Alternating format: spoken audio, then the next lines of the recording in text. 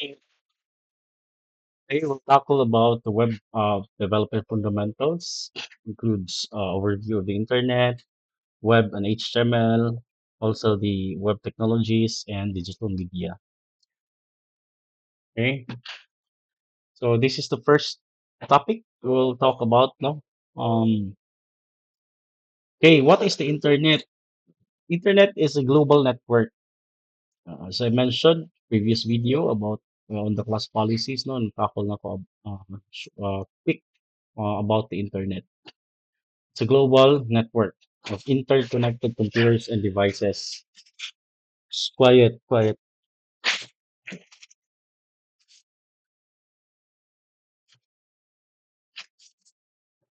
So, moto no, computers and devices. Think of it, or it's a internet is think of it as a network composed of all the networks around the globe. So that's the internet. With the internet, allows computers no around the world to communicate with each other. So, na mas advanced na karon anay ko ano use of satellites wireless na nga communication agi na lag laser so or beam, okay, so it uses a common set of rules called protocols. Of course makakonect ka if you abide with this rule or protocol called the TCP or IP, UDP. So kana may mga protocols. So, ano kinahanglan man ang protocols, examples for the IP.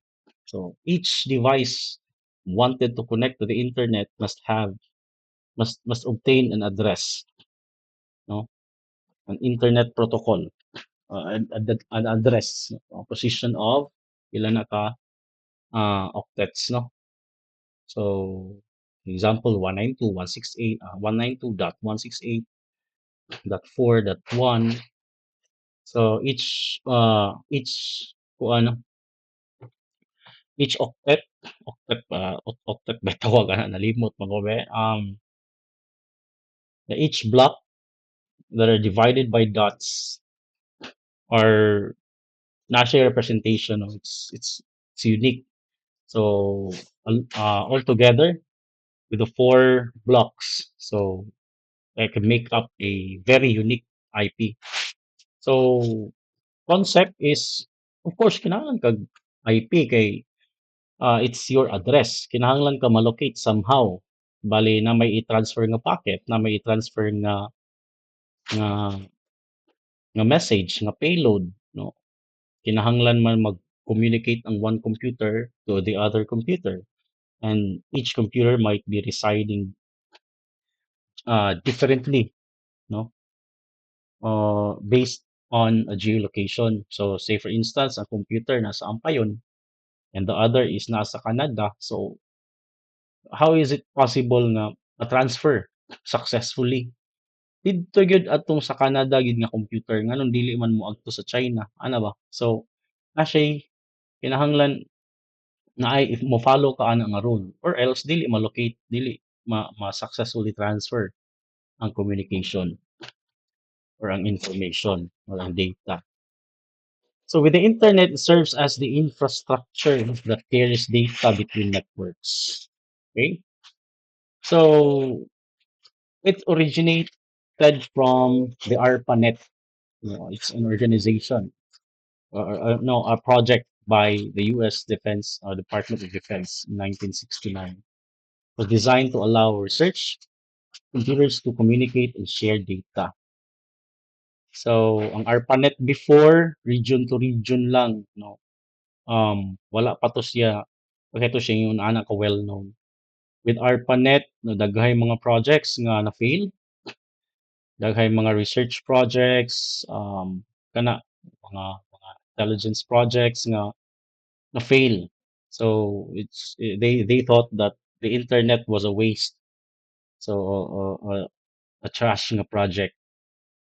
So, but there is someone nga a computer scientist nga nag nag-help no nga mahimong sikat ang internet nagit siya avenue for the future.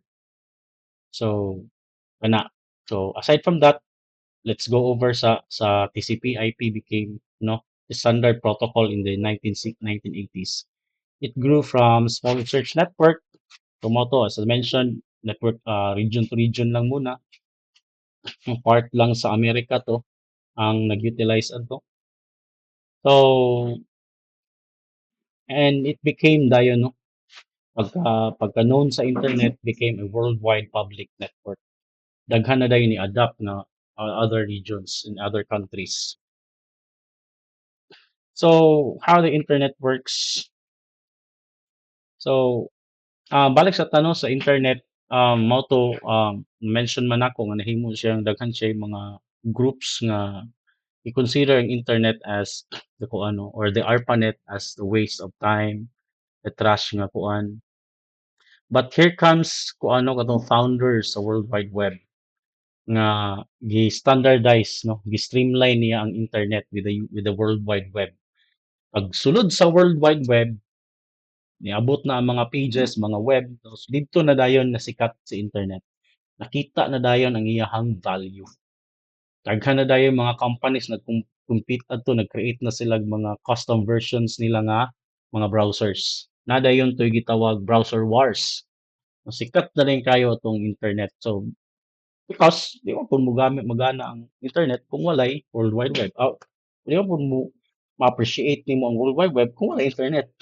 So, yeah, you have to consider the infrastructure in order to those softwares nga mo work. Those domains softwares mo works, yeah. But how the internet works, devices are identified by unique IP, as I mentioned. Data is broken into small pieces and routed across networks. So, katong sa kuano, um, 7 layers of OSI, no, model. So, kadto, so giunsa pag-transform ang data into packets, no, from the application layer down sa physical link, physical layer. So, transfer dayon from wires or network media. So, data is broken into smaller packets and routed across networks. Follows the client server model, no, client request. So of course na naka-cluster din nga mga servers. Of course, ang method is client to server nga model wherein na client mo request and then ang server mo respond. Basically, the server holds all the resources. No? What are the resources? Para na mga image, videos, mga text, some other stuffs, mga documents. So, may mga client and lots of clients potentially that will connect to that server to avail, no, to get a particular service, to get a particular data. That is why it must come first with a client request. Respond din ang server, return din ng mga information, whatever the client needs. Apo yung mga routers and ISPs, no, internet service providers, move traffic between networks. So, mo to ang mention before nga earlier nga nganong ang computer sa ampayon nakasend mag data didto gyud sa expected recipient nga naa sa Canada na computer. Giunsa man to pag-manage nga ni-arrive successfully ang data dito. Of course, with the help of routers and ISPs. So, mura man dito nag-beehive, nga ako mosulod, no, pagpasa niya sa kuan data packet with a form of packet, pagpasa dito, kasi may mo decide nga moadto siya sa left or right or may left or right ra ang idesisyonan, di ba? Daghan biya kay na nga mga wires. Asa man siya padulong? Kinsa may mo decide? O, mo na ang router. No, naka-identify po dito ang destination and origin. So, si router din magbalanse ana og si mga switches kana sila, no. Uy, diri ka padulong nga ruta. Diri ka padulong. So, ingon ana guys, no.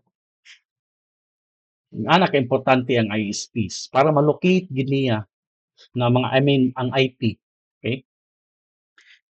So, unsa gud ning World Wide Web? Humana man ta sa internet, dito na ta sa on top of the internet that utilizes the internet. Kinsa man dito si World Wide Web. World Wide Web is a system of interlinked documents. and resources accessed via the internet. Kung naa kay physical media, physical wires, physical cables, napoy software cables, software medias, which are called hyperlinks that connects the main tons of millions, billions of documents. So, and ang nag made it possible is tungod ang World Wide Web. Mo na ang iyahang one of its features, mga hyperlinks, no? So, mga pages, no? The transform documents, HTML kana, no? Nganong na-transform man ang ato ang klase-klase nga mga documents, nganong ang mga image na to, mga crop naman, mga enhancement, tungod na sa HTML, no? Pag-display dito sa web. So it was invented by Tim Berners-Lee in 1989. So chaotic kayong ARPANET that time, and the one who saves the internet is si Tim Berners-Lee.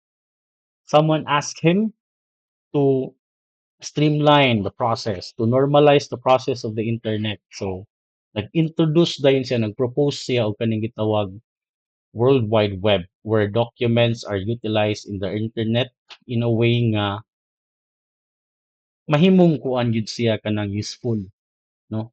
Ma-transform gyud ang mga documents. Document na gyud ang i-transfer. Sa una, mga image, no? Mga high level na dayon nga mga documents karon. Sa una, black and white pa ng image, no? Pag-upgrade sa World Wide Web, sa HTML, mga pages, dito na dayon na mga color, interactive na dayon, ang gawas na. So, uses. World Wide Web uses HTTP, HTTPS to transfer web pages. Napo siya protocol, no? So, unsaon nimo pag-connect kung mga page ng mga page ang imong i-request. So HTTP imong gamiton. Okay? Kung mag-transfer kag raw files, FTP kana daghan na siya nga mga protocol. Web pages are linked together using hyperlinks, as I mentioned earlier. So at least kasabot na ta karon. So ato lang i-highlight even more unsay internet versus the World Wide Web. The internet is a physical network and network infrastructure. The web is a service na ma-avail nimo when connecting with the internet. It runs on top of the internet. Now, other services also use the internet like para ng email, file transfer, streaming ka mag tana kag video or mag-play ka games. So in short, internet carries data and the web is the one we use it. So unsa imong gigamit diya sa internet, ang kuana siya World Wide Web. Okay? Okay, so na yung web browsers. Of course, nahimong effective, no, nahimong well-known si World Wide Web tungod ni web browsers. Mo browse diha ka maka-start og browse. Okay? So, software applications, basically, think of browsers as software applications ra gyud siya. It's mainly used for accessing, displaying web contents or web pages. Example, pareha ng Google Chrome, no? Dugay naman tagagamit ana sa una, Internet Explorer pa gyud sa una, ano, pangit kayo, pero at least we experience that, no? Mozilla Firefox, kana nga mga browsers. Interprets, basically, unsa may trabaho ni browser di ay, nasa engine man gud. Nasa engine, wala siya nag-depend too much on the soft operating systems. Nasa iyang own nga engine. Capable of interpreting scripting language or any codes like HTML kana nga mga kuan PHP kasabot siya ana mo interpret siya ana. So CSS no, yung JavaScript no. Pag masabtan niya ingani on din nimo gusto. Kaya naman kay command ana dito we developers we tend to code give instructions sa browser on saan siya pag-display. Gusto nimo ang image width niya is 1000 pixel. So mo display ko ni siya accordingly. So, mao man imong gi-set didto. Butang ka dito kuan command via HTML, di ba? So, interpret na ni browser. So, asa ka maghatag og instruction not directly sa machine but didto sa software na called browser. Ay, okay. It send request. So, mausap ko na sa trabaho ni browser, dili lang kay mo interpret, no? Bali na kay i-click nga form sa browser, nag-fill out kag ah, nag-fill out kag kuan kanang sa birth certificate or nag-fill out kag form sa TESDA kana pag click nimo sa button ana kinsa pa mo process na si browser, no? Kung asa nimo siya gi-send, asa na yung naka-indicate dito nga asa siya i-send, si browser na'y bahala ana.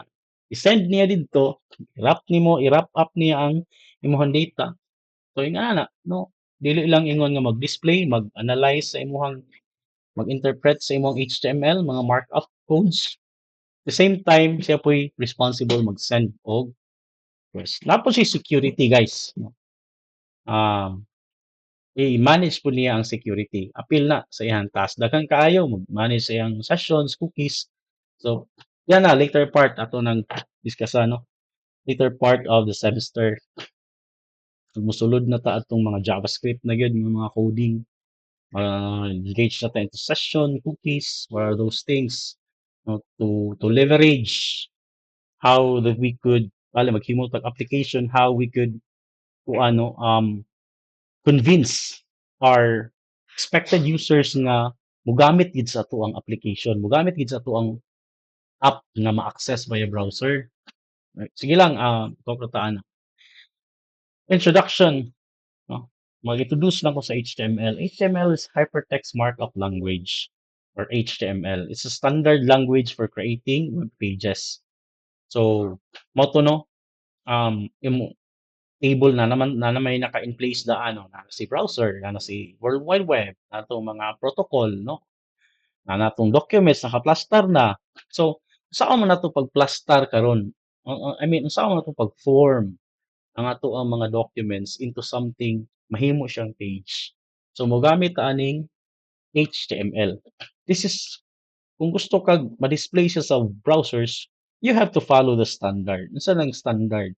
Kaning HTML. It's a standard for creating web pages. If you want that your document to be put together, incorporate dito sa web page, then you follow the standard. I-describe nimo ang structure, no? And your content of a web page. Ma-describe nimo na using HTML elements. Gusto ka nga image siya. So, mogamit kag HTML nga tag, HTML nga code. Mayon ka dito, image. So, you're telling the browser that this particular document is an image. Display it as an image, not a video na magbutang pa kag progress bar din ha or play and pause, di ba? Yan ka simple. Very straightforward, di ba? Elements are written using tags. So mag-start gid ka if you have identified a document, then you want to write it in a page, you have to consider first a tag. Example ng mga tag kanang P. Na siya open and close ng mga brackets, no? Uh, besides besides of a particular indicator kanang P, di ba? Both sides ana naa siya open and close nga bracket. So H1 describes a heading, meaning kung gusto kag iso welcome dako nga heading, so H1 ang gamit kong ano. So dali ra siya dumudumo no kay H pag may kag H1 so heading siya. So napoy 2 ana H2 sabot mas gamay-gamay na siya nga type sa heading, dili gid ingon nga very big, no? Napoy H3 until H6, I guess. Ang kanang P for paragraph. If you're displaying just normal text, mga paragraphs, so magamit P. If you want nga ang part sa document, part sa text is clickable, gusto ka nga ang image clickable, so isulod nimo na siya sa anchor tag or A. Mo na pasabot niya. Uy, kadaghan po muna kayo ni nga slides. Sige, ato lang paspasan na. So, mga basic HTML document structure, we have doc type, declares the document type. So, of course, it's an HTML type, no? It's HTML. Yang document type. Kay kung i-transfer mo na siya from computers to other computers, so ma-identify ni operating system nga okay, pang browser ni siya. So kinahanglan ka magbutang gid ana. HTML, this is a root element of the page. Before any other tags ni kinahanglan nimo i-put into your HTML document, mag-start gyud ka sa root. HTML gyud ang ibutang na. And then head, of course, na I head. This is very important, no? Para mahimong discoverable ang imuhang page sa internet. Businesses really considered really hard on this section of the document. Kinahanglan yun i-manipulate, i-plaster gid tarong, i-consider yun diri ang part kay that is how their business becomes discoverable sa internet. Diba pag search ni mog shoes, anong siya may una ni display? Di ba? Kabantay mo na ngano man na kay tungod kay nindot kayo pagka-plaster ang iyahang head nga part sa HTML document. Kinahanglan shorten nga word, very trending nga word. Kana mga most common nga words imong gamiton. Bali na kay nag-promote kag about accessories. So unsa man na unsa man nga accessories sa motor, butang ka dito unsa may sikat nga motor karon, may BMW, butang ka dito BMW, pag search ana dito, pak, imbis BMW ra nga magpa-washing ra unta siya ni display ang imong accessories. So it's a good thing kay ang mga tao magpa-washing raw tag motor, na-discover na yun ang imong page nga na kay mga accessories. That's a good thing kay magpa-washing ko siyempre makita na ko oy need nig accessory akong motor, di ba? So nice kayo. So diri nimo na siya i-plaster.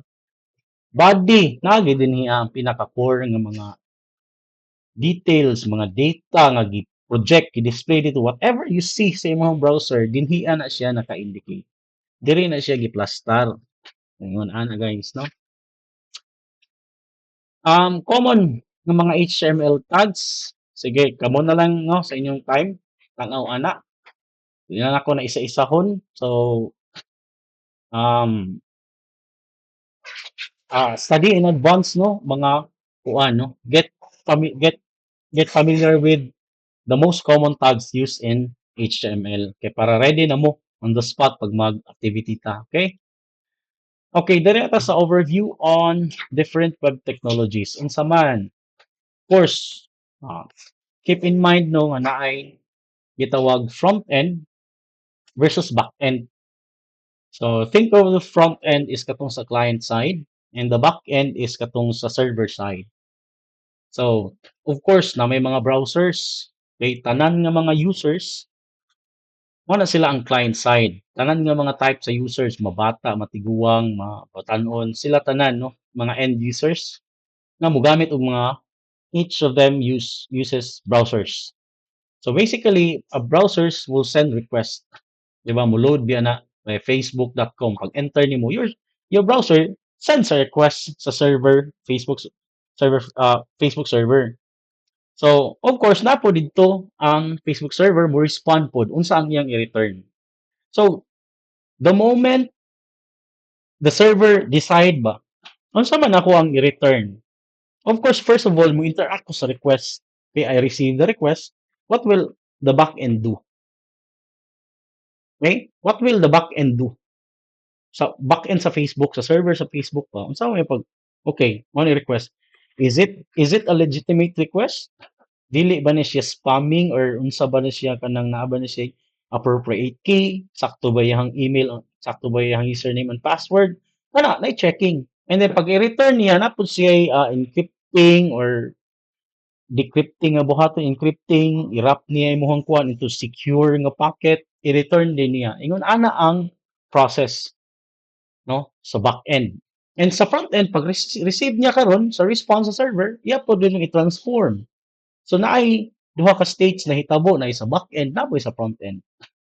Pag sa front end, whatever the user see and interact katong mga maklik-click niya, mao toy front end. Di ba? Kay gi-return naman sa server. Karon si front end, itong gi-manipulate tong nga data nga gi-return sa server, i-display din to niya into browser. Mahimo na dayong interactive na mo to mainly ma-interact ni user. So, pag ito, ano to ang front end. Si back end pod server side logic katong pag-identify unsa man ni, unsa man ako ni, legitimate ba ning request, ana ba siya appropriate session, sakto ba niyang time interval, sakto ba iyang ana, no? So, Mao ni trabaho ni backend. And pag return adto na girap niya ang data, secure niya ang packet, walay laing other, you make sure nga na-receive gyud thoroughly, na-receive gyud exactly ni kuan ni client. So ana, so mao na ang trabaho ni backend.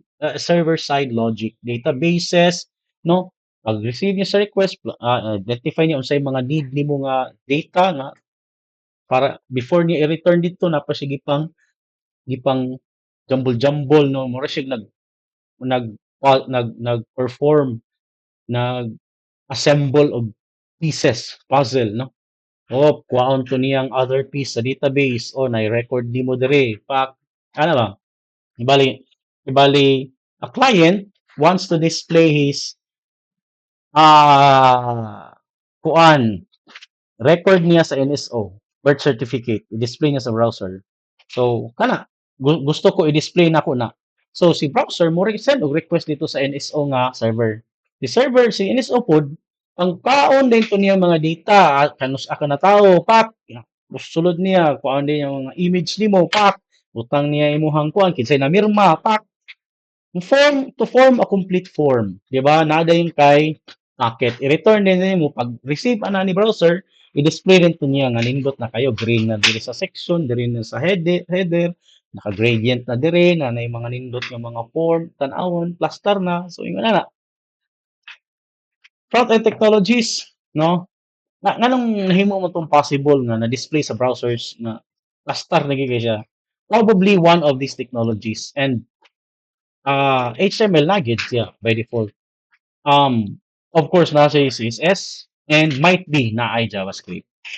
Backend technologies, databases, of course, MySQL, PostgreSQL, APIs, no? Kana, giyon sana mahimong accessible via API. It's a service. Sige lang, mag-talk kung taan na pohon.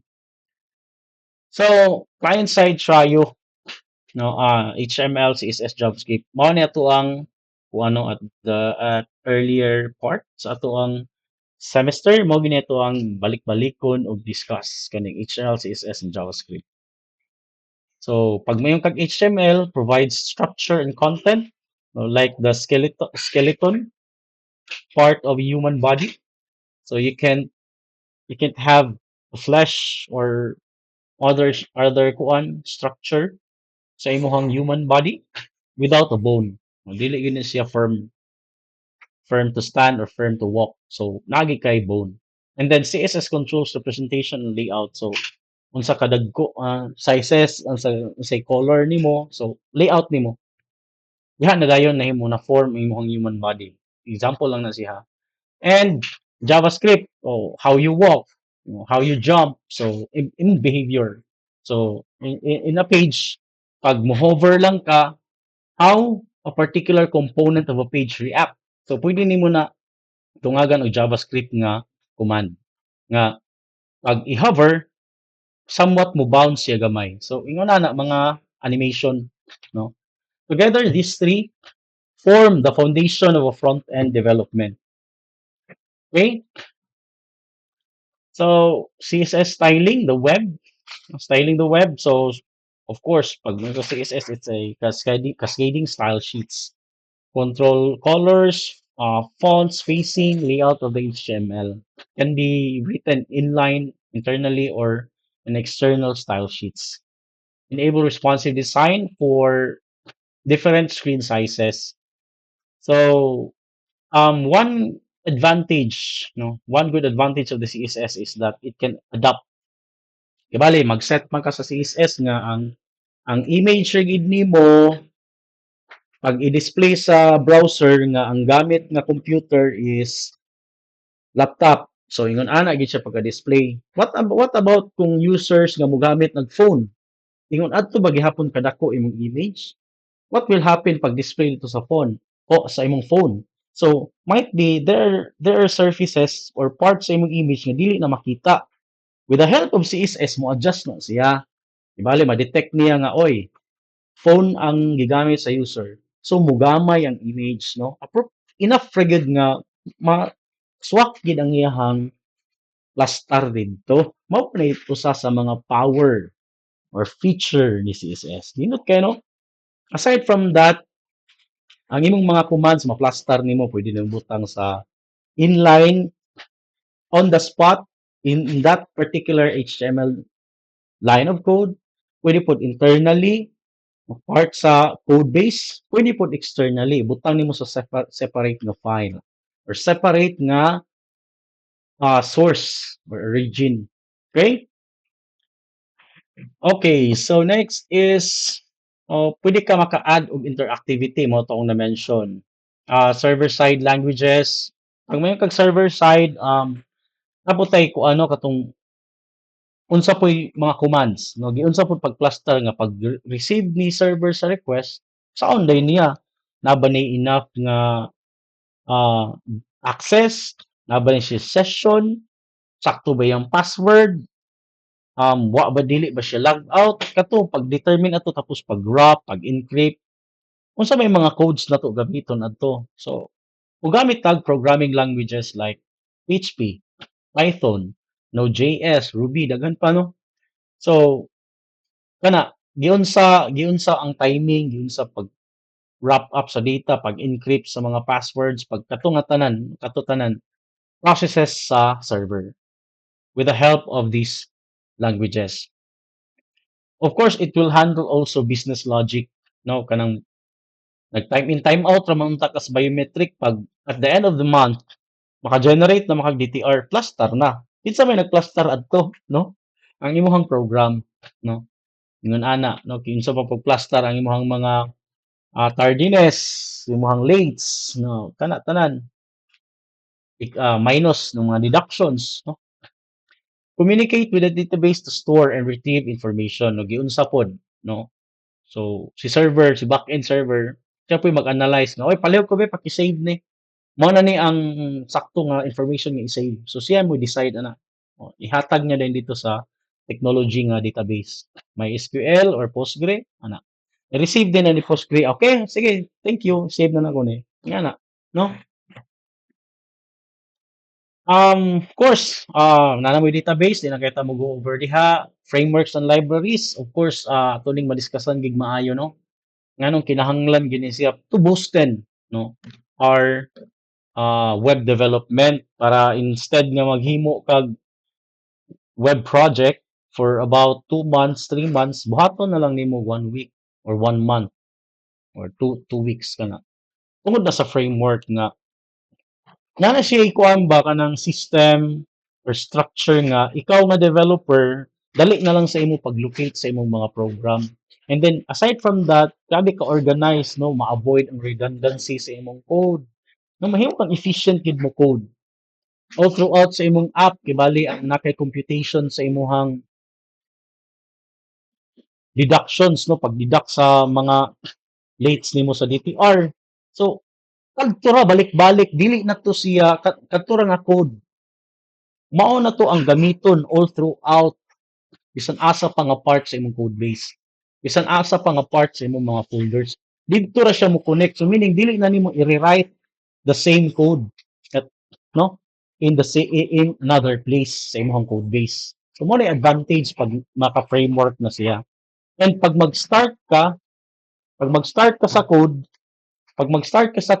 mukuan siya, wala dali na lang kay ka mag-set up. Kay naka-library naman siya, naka-framework naman, no? Napag yun yung mga documentation. Sige, we'll proceed with the servers and hosting. Of course, mahumani mo yung application, kinahanglan mo siya i-deploy. No? Kinahanglan kag hosting service. Instead nga mo palit kag physical server, kay mga hosting nga ma-avail nimo online karon. No, magbayad na lang ka monthly in a way, no? So, I'll make sure nga ma-experience na to ni at before the end of the semester no nga mag-deploy gid ta, no? Naman po yung mga free pangitaan na to nagpaaging ka-free ta deploy. Common web servers like Apache, no, ma-experience na to na pag-deploy. Okay, hosting service store website files and make them accessible online. Domain names map to server addresses na kan mag-pick ta dito mga domain, no? Nga na. So, APIs and web services. So, importante ni, no? API stands for Application Programming Interface. This allows different software system to communicate with each other, up to up.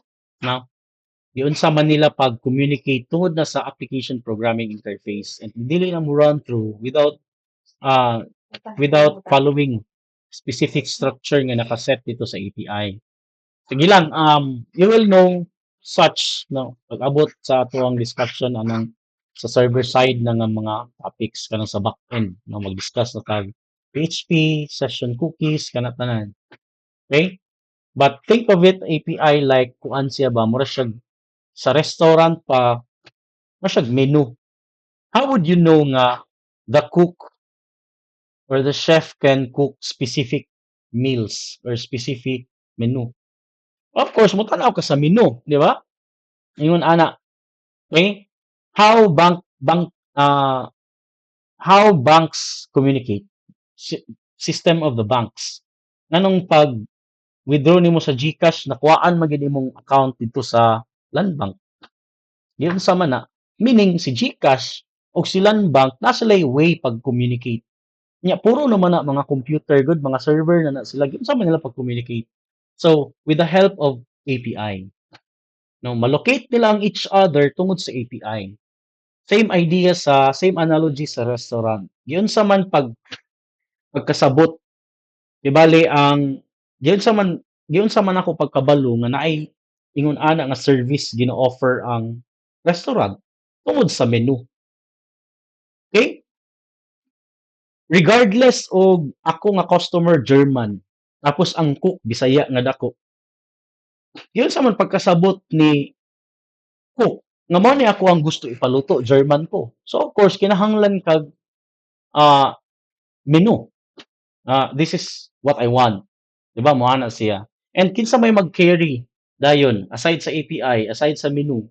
Kinsa may mag-carry dayon padung dito. So um naa kay naay mga additional services nga mo carry, no? Kanang waiter, no? Siya ang mag-translate padulong didto. Ingana ka power sa API, composition of the waiter and the menu. So ingana pa gyud mas gi-level up pa gyud. Okay? Okay, so common format mga REST API, no? RESTless APIs using JSON, pasa, no? Pag mo connect ka ng API, ipasa nimo ang data in a form of JSON format. Mura na siya array, naka object type, okay? With the API and web services, of course, we will enable integration with third-party services, maps, payments, etc. Sige lang. Niagi mo mong integration no, sa ako ang kuan. Believe nakasabot na mo ana. Sige lang, pangutanan na lang mo no kung mag-meet ta. No? Digital media. So of course, these are also very important. No, what is digital media? So media content that is created, stored, shared in a digital form can be viewed, edited, and distributed using computers and devices. Of course, example can text, image, audio, video, animation. It's a central to how content is delivered on websites and applications. So, what are types of media? Text, image, audio, video, animation. What are the digital image file formats? So, of course, it must abide in a particular format, no? So that is how your documents are being interpreted or being displayed on the browser. Kinahanglan is nga mga kuan kay na may particular program nga dili kaya ang SVG, no, SVG, di ba? So, ingon ana.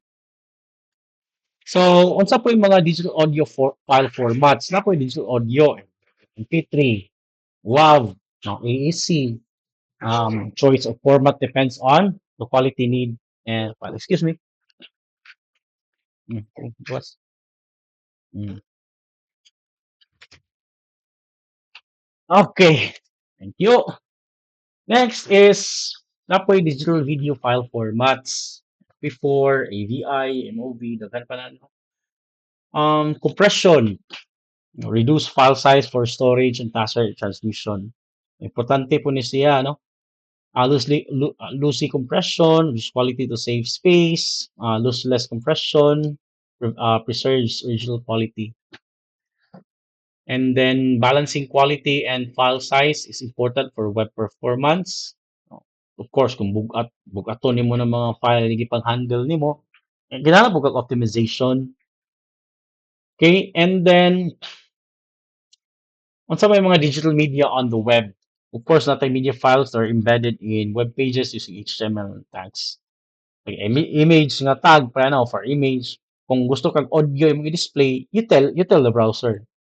Gusto ka mo ipagtell sa browser, of course, mo gamit kag tag like IMG for image, audio for mga audios, mga sounds, may it be a clip or a lengthy audio or sound. Same with video.